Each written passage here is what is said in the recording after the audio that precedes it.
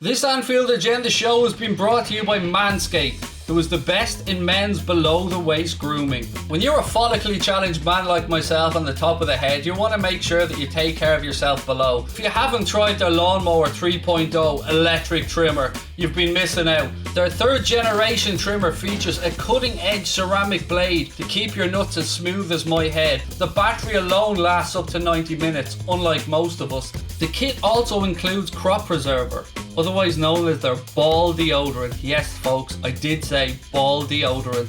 It also comes with crop reviver, Manscaped's own ball toner. Sick of saggy balls? Use their ball toner and those days will be gone. They even added their shed travel bag and anti-chafing boxer briefs to complement not only their Perfect Package 3.0, but your perfect package as well. Let's get that bush to tush clean so you can be prepared at all times. Get 20% off and free shipping with the code WFM20 at manscaped.com. That's 20% off with free shipping at manscaped.com. Use our code WFM20. You too can be massive and your balls will thank you later. What's up everybody, and you're very welcome along to this special transfer edition. I hope you guys enjoy the Manscaped ad, and this video has been brought to you with thanks to the good folks over at manscaped.com. I'm here to talk about Liverpool's transfer business, or lack of business so far during this window. It's not time to panic just yet. Okay, we've seen the Daka stuff and that's disappointed a lot of people, myself included. I honestly believe that if we didn't sign Patson Daka, it's because we weren't in for Patson Daka. Now, I'm always honest with you guys. I've always told you the absolute truth. If I don't know a transfer is happening, if I don't know of interest, I'll be honest about it. We all assumed that Liverpool were interested in Patson Daka. We heard the stories from his national team coach that he was going to be allowed to sort out the future, and that future looks like it belongs to Leicester City. Leicester are going to get themselves a very good player there, but it isn't all doom and gloom.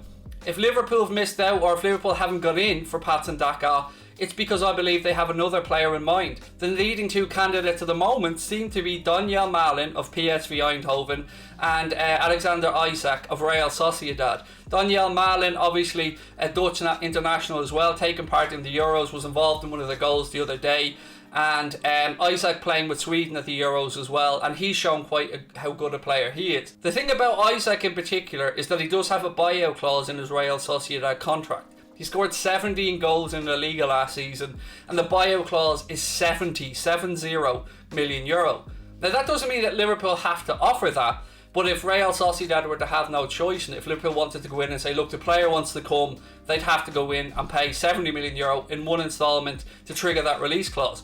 So then you look at the likes of Daniel Malen, probably a better fit actually in my opinion. He has shades of the Bobby Firmino about him. He's got a high work rate, he's got tremendous pace, which maybe okay Bobby doesn't have, but there's stuff that I look at him and I just think he's a Klopp type player. I don't know an awful lot about him, and I have only started to watch clips and stuff of his and read his statistics and press and stats and all that stuff since we've been linked with him. But he put up very good numbers in the Eredivisie, and sometimes that's a difficult thing to gauge players on or judge players on, because we've seen players in the past put up high numbers in other leagues and then come in and just not be as good. But I think Malen is a real footballer. I think he's a really top level player. Now again, I'm not sitting here saying that he's going to come to Liverpool, but if we're looking for attacking options, if we're looking for somebody maybe that not only can play centrally, but if needed to could play anywhere across the front three, then Malen is probably a good fit in my opinion.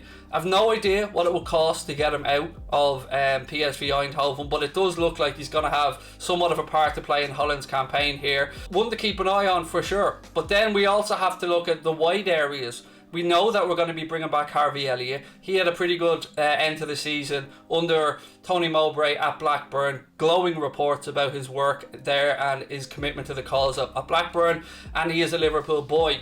So it's a tough balance, isn't it? Do you go and bring in somebody like, let's say, I don't want to say Mbappe or Sancho because I think Sancho's going to United, but let's say we go out there and we bring in a player like Pedro Neto or somebody like that. Will that block the pathway through? Or a Rafinha, would that block the pathway through? It's a very difficult question to answer until we know what the situation is with the likes of Shaqiri, Wilson. Well, Grujic is going to move on, by the way, but particularly Shaqiri and Wilson, because they're top end of the field players. They're attacking creative players, or in Origi's sense, a proper striker. I use proper very loosely, by the way, when I say that. If Liverpool can recoup some money through the sales of Wilson, through the sales of Shaqiri, through the sales of Origi, then maybe we'll see another attacking addition. It's believed that Liverpool want somewhere between 15 and 20 million for Origi, and I think that Shaqiri is probably somewhere 10 to 12, maybe something along those lines. Wilson is the one that seems to divide a lot of us Liverpool fans. I don't think that he's quite there, quite at the level for Liverpool, and I think if we get the offer that we need, not only is it good for the club, but we have to think of young Harry Wilson in this as well, because he just wants to settle down and play football. Going out on loan can be very difficult, particularly when it's one loan after another. So whatever happens with Wilson, I do hope his future is resolved, and wherever it is, it is. Now we move on to the attacking midfield, or the midfield situation. Again, the links are most strong to Neuhaus. Neuhaus away at the Euros with Germany, Borussia Mönchengladbach player, and a lot of people believe that he is Klopp's number one choice to come in and replace Gini Wijnaldum. We've also heard the belief that maybe Gini Wijnaldum won't be replaced. You know what I want? I've made no secret of it. I want Liverpool next season to go all in and pay whatever it takes and get Jude Bellingham to Liverpool. We know Jude Bellingham idolises Steven Gerrard. We know Jude Bellingham's an absolute baller. What we don't know is quite how much it might cost to get Jude Bellingham out of Borussia Dortmund. Now, he won't be sold this summer. That much I'm very, very certain of. Dortmund are facing up to the prospect of maybe losing Haaland, maybe losing Sancho. They won't want to lose another star, and particularly somebody who's only been there a season after a very high-profile move from Birmingham. United were in for him at the time, but he chose, and I think it was the right decision, to go to Dortmund and show what he can do, and he's had a very impressive season in the Bundesliga. The links to Neuhaus, they make some sense. There was some stuff around Pellegrini at Roma. I've never believed it. I've always said to you guys, it's not something I think is a Liverpool type signing. Now there's some talk that maybe he's going to stay at Roma and sign a new deal. Looks like that was more poo-poo. So some players you look at the profile of them and the type of signing that they are, and you just know, yeah, that's a Klopp type player. You look at Neuhaus and you think, I can see the link. You look at Isaac, I can see the link. Malen, the same type of thing. Pedro Neto, I can see it. Rafinha, I can see it. Right age profile, and another one in midfield. And the links have kind of died down a little bit around this guy, but it's another one that I could understand the links for. That was Renato Sanchez, currently at Lille, formerly of Benfica, Bayern Munich, had some time at Swansea as well, and playing really well with Lille. Looks quite bright when he's come on for Portugal during the Euros as well. And he's the type of player who I can understand Klopp looking at and going, right, child prodigy, came through, was expected to be an absolute superstar, kind of fallen away a little bit, but has gone to Lille, rebuilt himself up. I could see why Klopp would look at him and go, yeah, he's the type of player that I can see, that I could mould, that I could coach, that myself and Pep Linders and the rest of the staff could bring on and turn him into a superstar, much like they did with Mohamed Salah, much like they did with Sadio Mane. So don't be disheartened if you don't see us buying 80, 90 million, 100 million pound players, because we can turn, I said the guy have nothing to do with it. Jurgen Klopp can turn these players into superstars. Nobody batted an eyelid when we signed Andy Robertson. Look at the impact that Diogo Jota has had. There are a few exceptions. Karius hasn't worked out. Grujic never really got an opportunity at Liverpool. And Grujic leads me into talking about a kid from Porto, Vieira. I know a lot of you guys have been asking me about him. Doing a bit of research on a player of the tournament at the Under-21 Euros. And here's the interesting part. If Porto do want Grujic, they could say to Porto, he has a €30 million buyout clause in his contract. Okay, if you want Grujic, then we'll give you Grujic and X amount for Vieira. Highly, highly talented young man.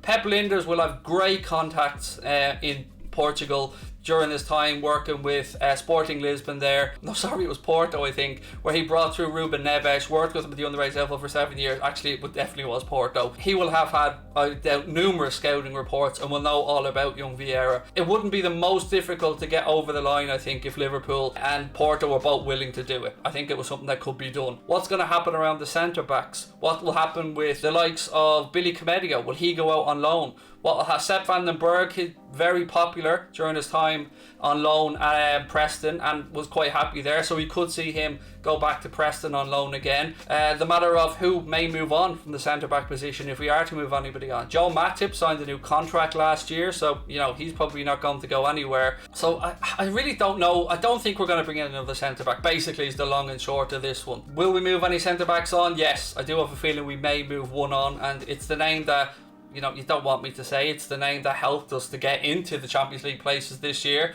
It's the man that would head through a brick wall, and if he does go, I think he's going to go for somewhere around 10 million or so for the Bolton Baresi if he does move on. So one to keep an eye on. But whatever will happen is he's earned himself a contract wherever it is. But Kloppo may decide to keep him. Kloppo may look at the improvements that he's made to his game, and he might think to himself, you know what, Nat Phillips deserves to be here. Nat Phillips can play a part. But then the question is, will Nat Phillips be happy being 4th or 5th choice centre back with Gomez there, Canade there, big VVD there, of course, Joe Matip there? It's easy for us as fans to sit here and be upset, and I can understand why, because we're looking around, we're seeing Harry Kane being linked to Manchester City, we're seeing United in for Sancho, and we're seeing, you know, other clubs linked to big players. Talk of Arteta maybe having 250 million to spend at Arsenal, which I don't believe, to be honest with you. But, you know, and people are saying, well, where's all the money? Where's all the money? I just say, wait till the Euros are over, bide our time, don't get too upset about it. Whatever business we do, we're going to be in a better position anyway, getting the lads back that were injured last season. I think we'll see more from Thiago. And I'm not making excuses, because at the end of this window, I promise you, if we haven't strengthened, I'll be the first one to call out the owners. I'll be the first one to say that once again we were hoodwinked. Once again, all the right noises were made, but very little was actually done. They're the names that I can think of off the top of my head, folks. If you have any other names you want to talk about, please do put it into the chat, and on the next Late Night Agenda, I'll do my best to bring them up. It's been a pleasure chatting with you guys again. Drop a like on the video, hit that subscribe button as well, and don't forget to check out manscaped.com and use our code WFM20 for 20% off. And I can tell you, I've used the Manscaped products. They're absolutely fantastic, and they will be the sponsors of the Late Night Agenda for the first half at least of the new Premier League campaign. Ladies and gentlemen, as always, it's a pleasure. Up the Reds. I'll talk to you real soon. Take care. Thanks for watching.